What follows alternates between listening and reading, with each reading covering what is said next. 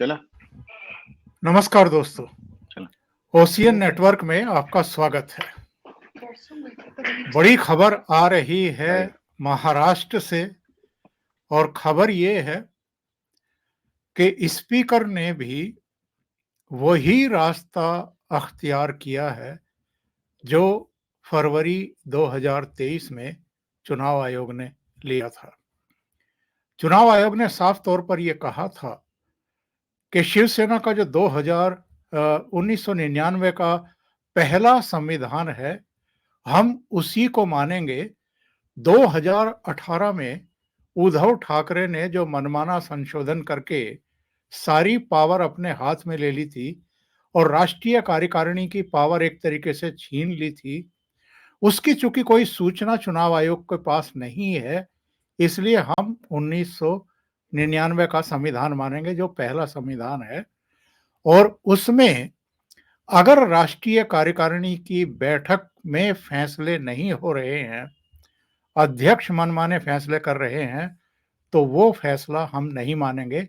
यानी शिंदे गुट के पास उस समय जब विभाजन हुआ कितनी स्ट्रेंथ थी, एमपी कितने थे, कार्यकारिणी उसके जो कार्यकर्ता थे वो कितने थे, उसके आधार पर चुनाव आयोग ने ये कहा था कि जो झंडा है, जो सिंबल है, जो पार्टी है, वो शिंदे गुट की है, ना कि उद्धव ठाकरे की। उस समय उद्धव ठाकरे ने बहुत सवाल खड़े किए थे। एक्चुअल में ये केस सुप्रीम कोर्ट में भी गया था, सुप्रीम कोर्ट में भी लंबी सुनवाई हुई थी। सिब्बल से लेकर के अभिषेक मनु सिंघवी और कई वकील उद्धव ठाकरे की तरफ से पैरवी करते हुए देखे गए थे, लेकिन सुप्रीम कोर्ट ने भी जो सरकार का गठन हुआ था उस प्रक्रिया को असंवैधानिक नहीं माना था। और एक तरीके से हम कह सकते हैं कि सुप्रीम कोर्ट का जो फैसला आया, चुनाव आयोग का जो फैसला आया और बुधवार को जो स्पीकर का फैसला आया, उन तीनों का सुर एक ही है।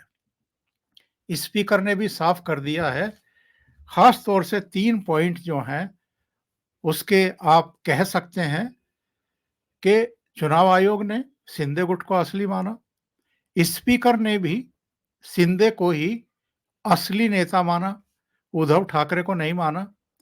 और ये भी कहा कि उद्धव ठाकरे तो एकनाथ शिंदे को पार्टी से निकाल ही नहीं सकते थे। तो जब उद्धव ठाकरे को उन्होंने असली अध्यक्ष उस मायने में नहीं माना और राष्ट्रीय कार्यकारिणी की बैठक के बिना उनको निकालना असंवैधानिक माना, तो जो उनके सुनील प्रभु सचेतक थे, चीफ व्हिप थे, उन्होंने जो व्हिप जारी किया था इन 16 एमएलए के खिलाफ, उसको भी उन्होंने मानने से इनकार कर दिया। तो ये कितना बड़ा फैसला है, उद्धव ठाकरे गुट के लिए कितना बड़ा झटका है। और अब उद्धव ठाकरे की इंडी अलायंस के भीतर क्या स्थितियां परिस्थितियां बनेंगी, जरा इस पर चर्चा करेंगे। और मेरे साथ बहुत ही सीनियर पत्रकार जुड़ रहे हैं, अनुपम मिश्रा जी। अनुपम जी, बहुत स्वागत है, नमस्कार। कितना बड़ा, कितना अहम फैसला इसको आप मानते हैं जो आज स्पीकर ने दिया है? सबकी निगाहें स्पीकर के ऊपर टिकी हुई थी और सुप्रीम कोर्ट ने भी स्पीकर को निर्देश दिए थे कि 10 जनवरी तक आप फैसला सुना दीजिए, इसको लिंगर ऑन मत करिए। तो फैसला तो आ गया है, तो इसका राजनीतिक महत्व क्या है? उद्धव ठाकरे के लिए क्या संदेश है, राजनीतिक तौर पर भी और वैसे भी? और अब इंडी अलायंस के भीतर उनकी क्या पोजीशन रहने वाली है? देखिए, फैसला मोरलेस पहले से एक बार माना जा रहा था ओंकार जी कि शिंदे गुट के फेवर में आएगा, न सिर्फ इसलिए क्योंकि स्पीकर उनके गुट के हैं, बल्कि इसलिए भी कि ठाकरे गुट के फेवर में फैसला देने की कोई प्राविधान नहीं बन रहा था। हर जगह और हर मुद्दे पे आप पिछड़ रहे थे। जैसे आप देखें कि जितनी राजनीतिक पार्टियां होती हैं और इलेक्शन कमीशन ऑफ इंडिया इनको मान्यता देता है, तो मान्यता देने की अपनी शर्तें होती हैं। और उसमें एक शर्त ये होती है कि साहब आपकी पार्टी के अंदर आंतरिक लोकतंत्र होना बहुत आवश्यक है। अभी आपने देखा पाकिस्तान जैसे मुल्क में इमरान खान की पार्टी का उन्होंने सिंबल छीन लिया। उन्होंने कहा आप क्या आंतरिक लोकतंत्र नहीं। इमरान खान की पार्टी में अभी पीटीआई में एक नया प्रेसिडेंट अपॉइंट हुआ क्योंकि इमरान खान को जेल हो गई, तो उन्होंने एक नया प्रेसिडेंट अपॉइंट किया। तो पाकिस्तान के चुनाव आयोग ने इमरान खान की पार्टी के नए अध्यक्ष को मानने से इनकार कर दिया।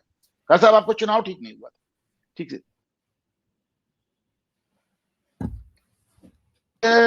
ये तय करती है कि पार्टी में आपके आंतरिक लोकतंत्र है या नहीं, पार्टी आपकी लोकतांत्रिक व्यवस्थाओं के हिसाब से चल रही है या नहीं चल रही है, और आपकी पार्टी एक पूरे देशगत के लोकतंत्र का हिस्सा बन सकती है या नहीं बन सकती है। उद्धव ठाकरे चूंकि एक डेनास्ट हैं, आप भी जानते हैं कि देखिए जब तक बाला साहब जिंदा थे तो वो इस पार्टी को एकदम एक डिक्टेटर की तरह चलाते थे, और इसको वो बिल्कुल छुपाते भी नहीं थे।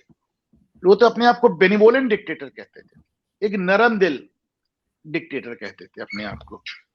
तो जब लेकिन अलबत्ता हुआ ये कि जब बाला साहब चले गए तो उद्धव को पहली चुनौती उनके भाई से आई, राज ठाकरे से आई, और उसके बाद वो चुनौतियां आती गई और धीरे धीरे आपने देखा छगन भुजबल और तमाम लोगों से उनको चुनौतियां आई, और फाइनली वो आके शिंदे वाले मामले पे आके पार्टी दो फाड़ हो गई। तो साहब 52 में से 37 विधायक अगर जिसके साथ हैं तो एक बच्चा भी बता देगा ना कि बहुमत किसके साथ है। फिर आपका जो संविधान, वो संविधान जिसको आपने लिख के पारित करके चुनाव आयोग में जमा किया, उस संविधान में आपने पूरी ताकत अपनी राष्ट्रीय कार्यकारिणी में निहित कर दी, और उसके बाद चुपके से एक बैठक कर ली उसके मान के चलें कि आप उसके 1.5 दशक बाद 2 दशक बाद, हाँ 2018 में आपने बैठक कर ली कि साहब नहीं, राष्ट्रीय कार्यकारिणी के पास कोई ताकत नहीं, सारी ताकत हमारे पास हो गई। तो ये तो बड़ी अजीब सी बात है कि प्रधानमंत्री इस देश का चुपके से एक बैठक कर ले कि कैबिनेट में कोई ताकत नहीं, जो ताकत है सब मुझे मिल गई। कुछ ऐसा ही उद्धव ठाकरे ने किया, और इसकी सूचना भी आपने नहीं दी। सूचना क्यों नहीं दी? सूचना आपने इसलिए नहीं दी क्योंकि जो फैसला आपने किया था कि राष्ट्रीय कार्यकारिणी के पूरा ताकत अपने हाथ में ले लिया था, चुनाव आयोग उसको मानता नहीं। तो आपने कहा चले मानता नहीं था, हम उसको फैसला ही नहीं देंगे, हम उनको आपको सूचना ही नहीं देंगे, और जब आपको सूचना नहीं मिलेगी तो आपको बस मानने ना मानने का आपके पास कोई हक नहीं बचेगा। तो अब चुनाव आयोग ने कहा कि साहब आपने अंदर खाने में क्या बैठक की, अपने घर में क्या तय कर लिया, हमसे क्या मतलब।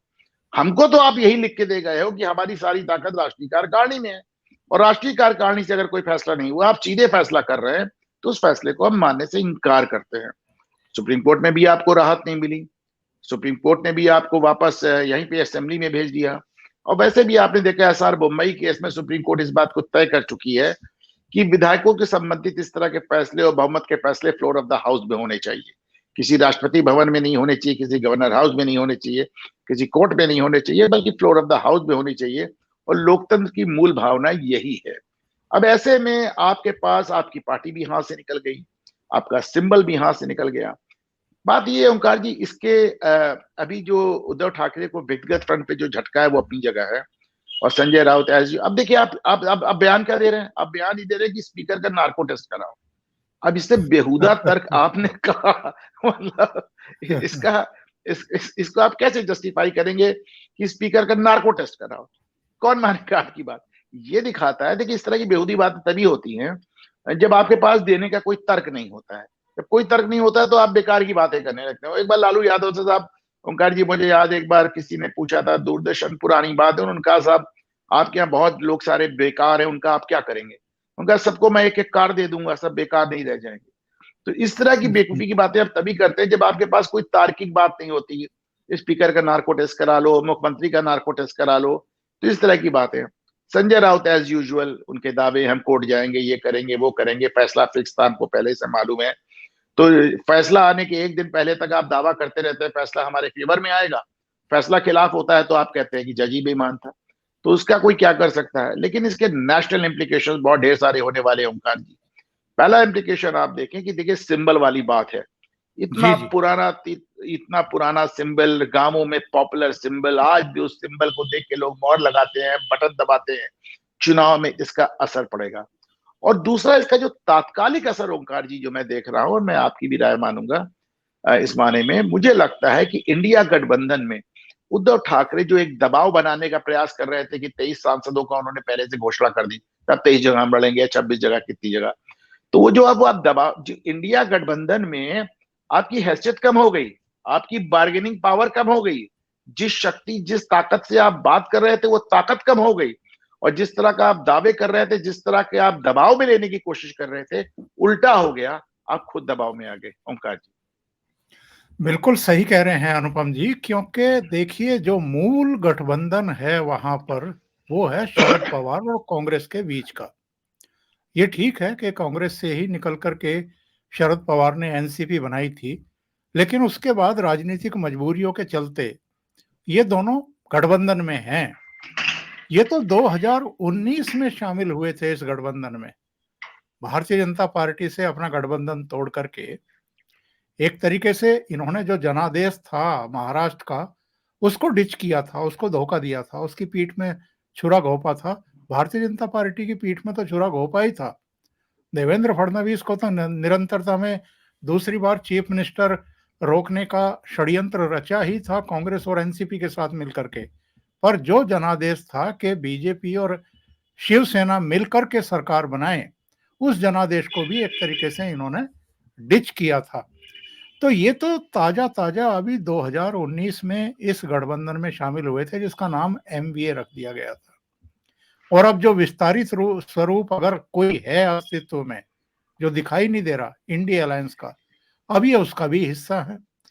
तो ऐसे में जबकि ये अगर 18 एमपी इनके जीत करके आए थे, तो वो इसलिए आए थे क्योंकि ये भारतीय जनता पार्टी के साथ गठबंधन में थे, लोकसभा चुनाव में भी और बाद में विधानसभा चुनाव में भी, जब इनके 56 चुन करके आए थे, नरेंद्र मोदी के चेहरे पर जीत करके आए थे। अब ये चाहते हैं, मतलब जी रहे हैं अभी भी एनडीए के कार्यकाल में, और इस समय है इंडिया अलायंस में, तो उतनी ही सीटों पर लड़ने का दावा कर रहे हैं जितनी सीटें भारतीय जनता पार्टी ने दे दी थी। उस समय तो दोनों यही थे। अब 3 दल हैं, 3 दल इनके लिए उतनी सीटें क्यों छोड़ेंगे? और ऐसे में तो और क्यों छोड़ेंगे जब आप विभाजित हो चुके हैं।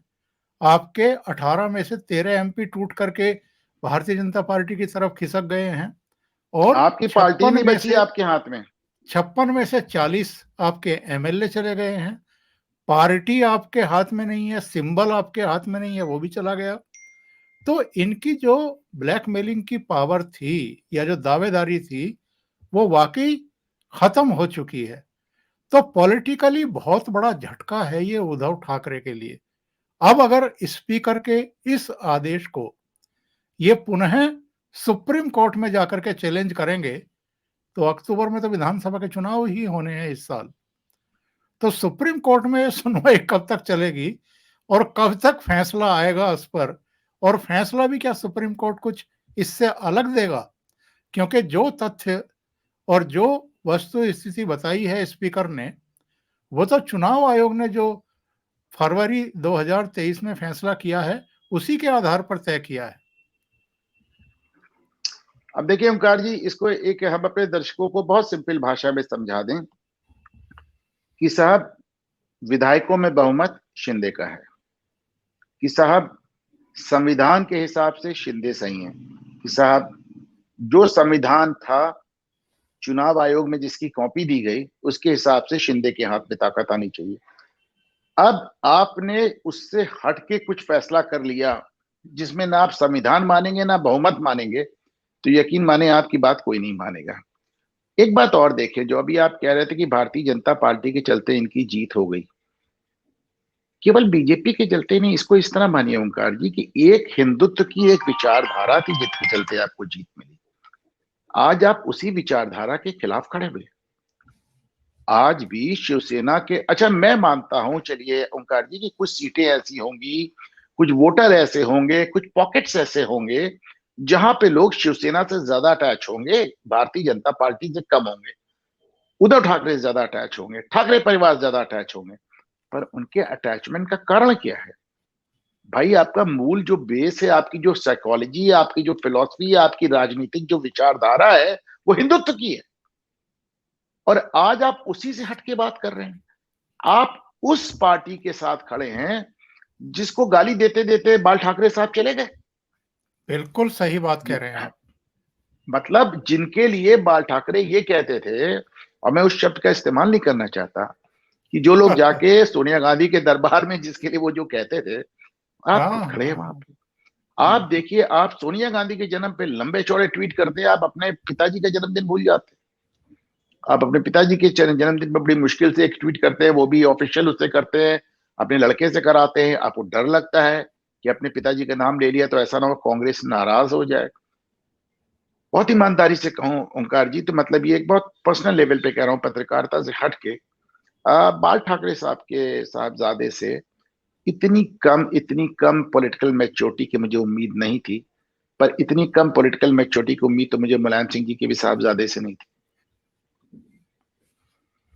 इंदिरा गांधी के पोते से भी नहीं आपने थी। मुलायम सिंह का नाम लेकर के मुझे एक ऐसा ही घटनाक्रम उत्तर प्रदेश का याद दिला दिया, और उस पर मैं आपकी टिप्पणी जरूर चाहूंगा। यहाँ भी तो झगड़ा हुआ था, और अखिलेश यादव भी चुनाव आयोग पहुंच गए थे, और अखिलेश यादव को ही असली पार्टी का नेता मान लिया था चुनाव आयोग ने, और इनके पिताजी को झटका लगा था। ये जो नहीं नहीं ओंकार जी, वंशवादी मैं थोड़ा सा, एक मिनट ओंकार जी, थोड़ा सा इसमें करेक्ट कर दूं। जी जी अखिलेश यादव को चुनाव आयोग ने इसलिए मान लिया था क्योंकि मुलायम सिंह ने चुनाव आयोग में जाके अखिलेश का पक्ष लिया था। मुलायम सिंह शुरुआत से कहते रहे थे कि मैं शिवपाल के साथ हूं, लेकिन जब चुनाव आयोग में उनको अपना पक्ष रखना पड़ा और वो राष्ट्रीय अध्यक्ष थे जिनको हटाया गया था, तो उन्होंने अखिलेश के पक्ष में पूरी अपनी ताकत झोंक दी। और तभी यह बात हुआ, तब शिवपाल को पहली बात समझ में आई कि भाई भाई होता है और बेटा बेटा होता है। अगर मुलायम सिंह शिवपाल के साथ खड़े रहते तो जो फैसला आप आज देख रहे हैं उद्धव के खिलाफ, उस समय आप वही फैसला अखिलेश यादव के खिलाफ देते। मैं इससे आगे की बात पूछ रहा हूँ। ये जो वंशवादी पार्टियां हैं अलग अलग राज्यों में, इनकी सबसे बड़ी दिक्कत ये है कि इनके जो नेता होते हैं वो पीढ़ी दर पीढ़ी अपनी पार्टी की बागडोर अपने बेटे को, अपने नाती को, अपने भतीजे को या किसी रिश्तेदार को सौंपते हुए चलते हैं, और वो अपनी निजी जागीर बना देते हैं उस पार्टी को। ये बड़ी प्रॉब्लम है जो उद्धव ठाकरे ने अभी वाले प्रकरण में साबित हुई है। मुझे एक बयान सुप्रिया सुले का याद आ रहा है। जब ये झगड़ा शुरू ही हुआ था और चुनाव आयोग ने ये कहा था कि पार्टी पर हक बनता है शिंदे गुट का, तो सुप्रिया सुले ने कहा था कि ये कैसा फैसला है, इसको कौन मान सकता है, क्योंकि बाला साहब ठाकरे तो अपने जीते जी अपना उत्तराधिकारी अपने बेटे को बना गए थे पार्टी का। मतलब इनकी पॉलिटिकल और संवैधानिक समझ भी कितनी निचले स्तर की है, जो ये वंशवादी चेहरे हैं, इस बयान से साबित होता है। तो ये एक अलग माइंड सेट से पार्टी चलाने की कोशिश करते हैं, अपनी निजी जागीर समझ करके। निजी जागीर है ही है ना। देखिए ओंकार जी, भाई आपको समझना चाहिए कि मातोश्री की बात होती तो बाला साहब ठाकरे किसी के नाम लिख सकते हैं मातोश्री, पार्टी कैसे लिख देंगे आप? पार्टी कैसे लिख देंगे? लोकतांत्रिक व्यवस्था का एक हिस्सा है वो, लोकतांत्रिक व्यवस्था का हिस्सा है, चुनाव आयोग से, भारत के संविधान से चलता है वो। उसको आप किसी के नाम कैसे लिख देंगे? सुप्रिया सुले की जो मानसिकता है ये वही दिखाती है। अच्छा देखिए, एक चीज और भी है, मैंने देखा है कि जितने ये वंशवादी डायनास्ट होते हैं, इनके इर्द गिर्द एक सर्किल होता है जो इनको लगातार ये बताता रहता है कि साहब आप जो भी कर रहे हैं बहुत अच्छा कर रहे हैं। आज सवेरे मैंने एक ट्वीट किया है ओंकार जी, पता नहीं आपने देखा ही नहीं देखा है। मैं अब इसको, इससे आप समझिए कि वंशवाद कहाँ गड़बड़ाता है। आज की तारीख में राहुल गांधी जब भी विदेश जाते हैं तो उनके दाहिने बाएं एक ही आदमी नजर आता है, सैम पित्रोदा। जी जी सैम पित्रोदा का आज मैंने एक वीडियो ट्वीट किया है, उसमें वो कह रहे हैं कि मैं राजीव गांधी से रात में मिलने गया, मैं और मेरी पत्नी, तो राजीव गांधी के हाथ से खून निकल रहा था। मैंने कहा क्या हो गया सर? तो उन्होंने कहा आज मेरे 5,000 किसानों से हाथ मिलाया और किसान इतने उनके हाथ रफ होते हैं कि मेरे हाथ लहूलुहान हो गए। अब इस तरह की बेहुदे बातें वो करते हैं, और आप सोच के देखें, और मुझे आश्चर्य नहीं होगा कि अगली यात्रा में, भारत जोड़ो न्याय यात्रा में, राहुल गांधी के हाथ से खून निकलने लगे। तो मतलब ये इस तरह का कोई दावा वो करने लगे। तो ये वो लोग हैं जिन्होंने अपनी चाटुकारिता से ये जो डायनेस्ट होते हैं, वंशवादी होते हैं, इनका दिमाग खराब कर दिया। जिसपे एक हम लोग एक जुमला कहते हैं, मेरे एक मित्र हैं सैयद कासिम, कहते हैं इनके आसपास एक गैंग होता है, भाई तुझ पे जा कुर्बान। तो ये जो भाई तुझ पे जा कुर्बान जो गैंग होता है, ये आपको लगातार मिसलीड करता रहता है। दूसरी बार, आप बड़े आदमी के बेटे होते हैं, बड़े नेता के बेटे होते हैं, दुनियादारी से आपका कुछ लेना देना नहीं होता है। जहां जाते हैं 4 आदमी आपको देखने के लिए खड़े हो जाते हैं, हर आदमी आपके मुंह पे कहता रहता है साहब जो कुछ है आप है, ऊपर खुदा है, उधर ऊपर खुदा है, नीचे आप हैं। तो कुल मिलाकर इनका वास्तविकता से कोई पाला ही नहीं पड़ता। तो ऐसे में उद्धव ठाकरे की जो अब तक राजनीतिक समझ सामने आई है, वो बहुत कुछ राहुल गांधी की राजनीतिक समझ और अखिलेश यादव की राजनीतिक समझ से मेल खाती है। और अनुपम जी, एक और वंशवादी परिवार की बात कर लें, सोनिया गांधी का परिवार। उन्होंने फैसला कर लिया है कि जो न्यास ने हमें निमंत्रण भेजा था प्राण प्रतिष्ठा का, उसमें हम नहीं जाएंगे। यानी खरगे भी नहीं जाएंगे, वो भी नहीं जाएंगी, और अधीर रंजन चौधरी भी नहीं जाएंगे। क्या कहेंगे इनके इस फैसले पर?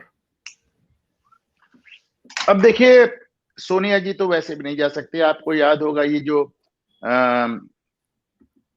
ये जो लिंचिंग केस हुआ था ओंकार जी, अभी जहां पे साधु मारे गए थे, क्या नाम था, पालघर। पालघर जी। पालघर वाले मामले में उन्होंने बाकायदा कोर्ट में हलफनामा दिया था सोनिया जी ने कि साहब मैं एक कैथोलिक क्रिश्चियन हूं, मैं मेरा एक अलग फेथ है, इसलिए मुझे हैरेस किया जा रहा है।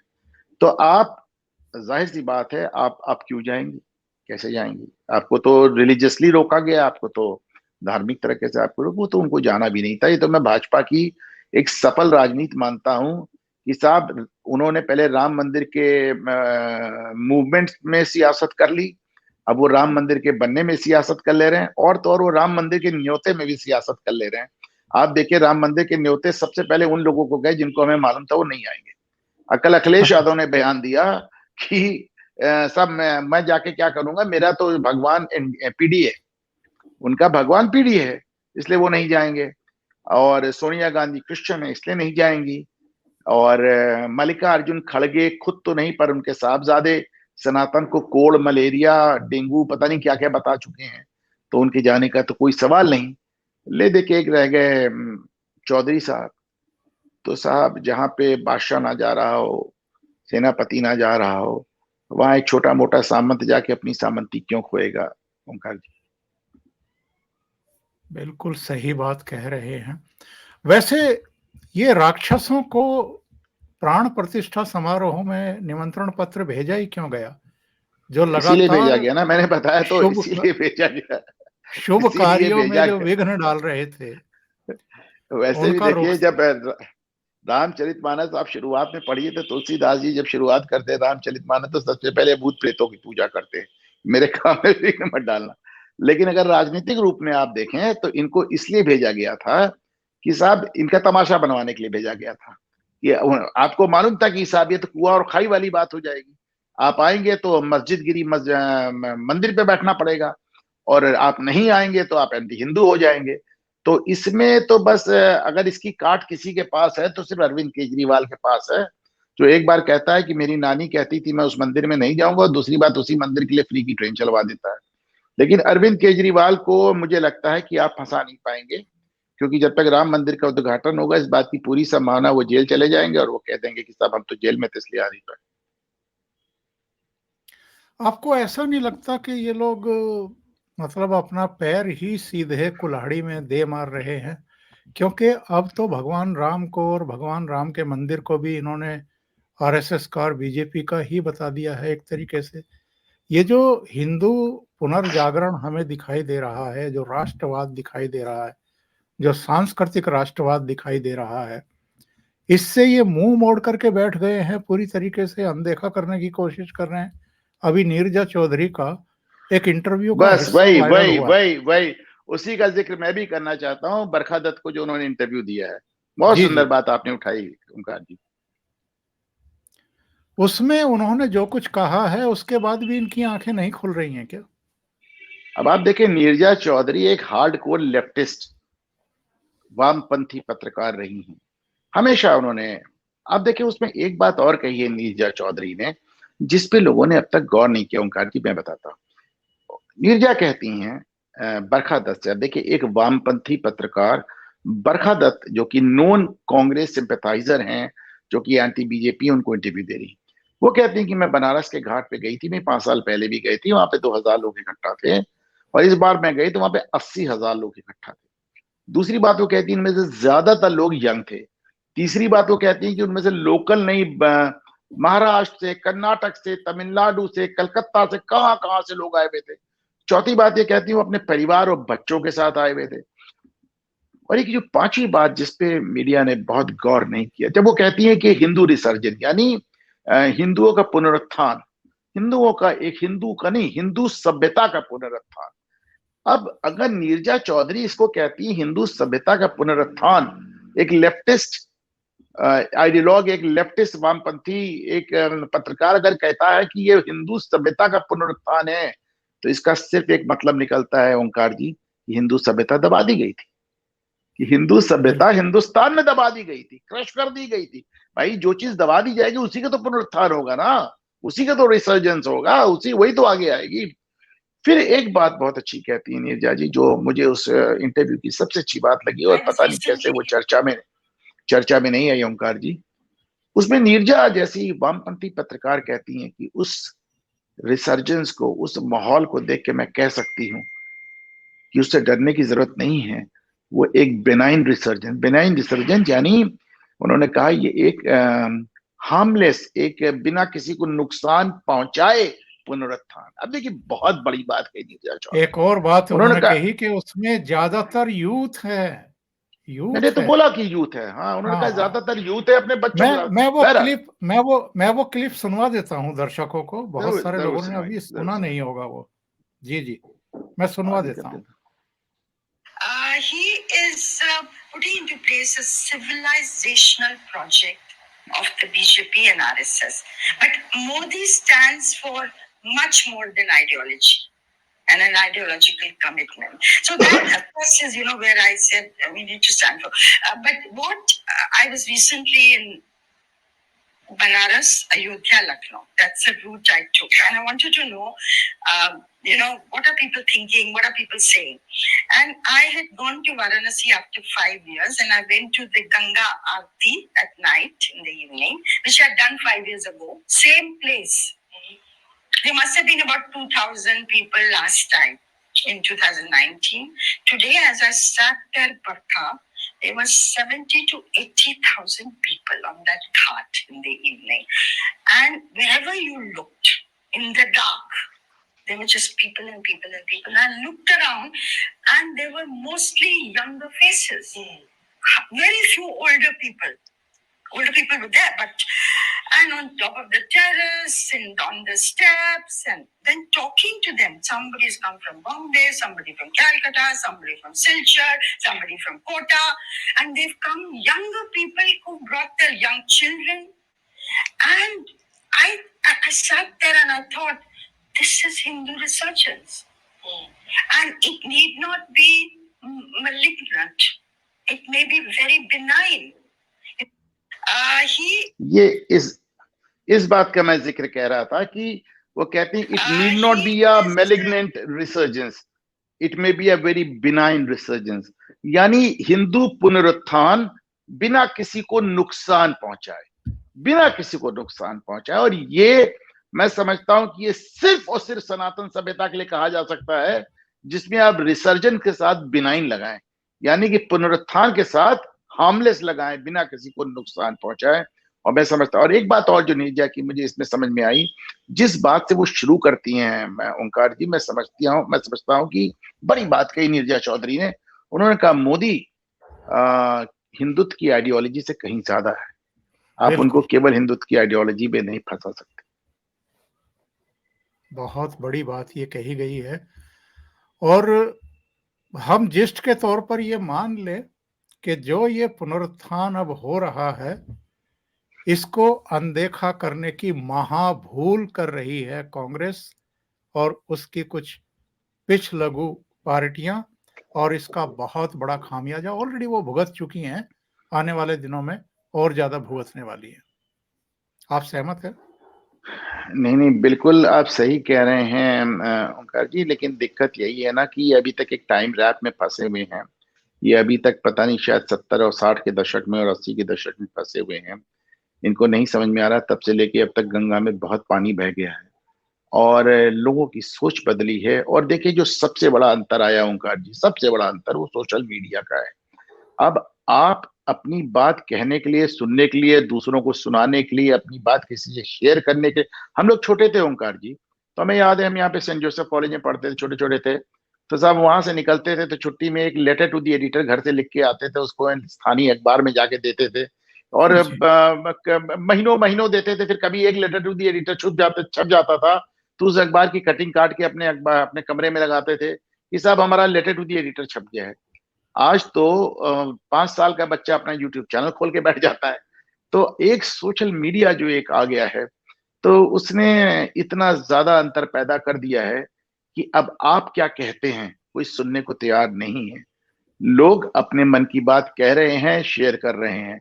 अब उनको अब अपने मन की हिस्ट्री ढूंढ रहे हैं। वो रोमिला थापर और इरफान हबीब पे डिपेंडेंट नहीं है, उनके ऊपर निर्भर नहीं है। अब वो अपने मन का इतिहास ढूंढ रहे हैं। अब वो आपका बताया हुआ सच सुनने को तैयार नहीं है, वो अपने हिसाब से सच ढूंढ ले रहे हैं, यहां से लेके पूरी दुनिया के कोने कोने से। तो अब एक छोटी सी बात जो ये पॉलिटिकल पार्टीज नहीं समझ पा रही हैं ओंकार जी, कि अब लोगों को बरगलाने के दिन गए। अब लोग अपना फैसला खुद करेंगे और ये पार्टियां और खास तौर से डायनेस्टिक पार्टीज इस बात को स्वाभाविक तौर पे एक्सेप्ट ही नहीं कर पा रही हैं कि उनके बरगलाने के दिन जा भी सकते हैं और लोग अपना फैसला खुद कर भी सकते हैं ओंकार जी।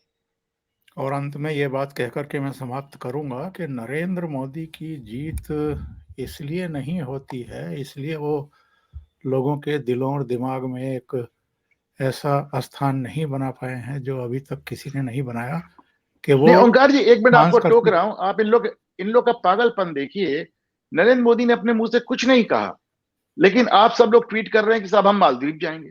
क्यों मालदीव जाएंगे? क्योंकि मालदीव ने भारत के खिलाफ बोला है। आप कहां तक आप मोदी का विरोध करते करते राष्ट्र विरोधी हो गए?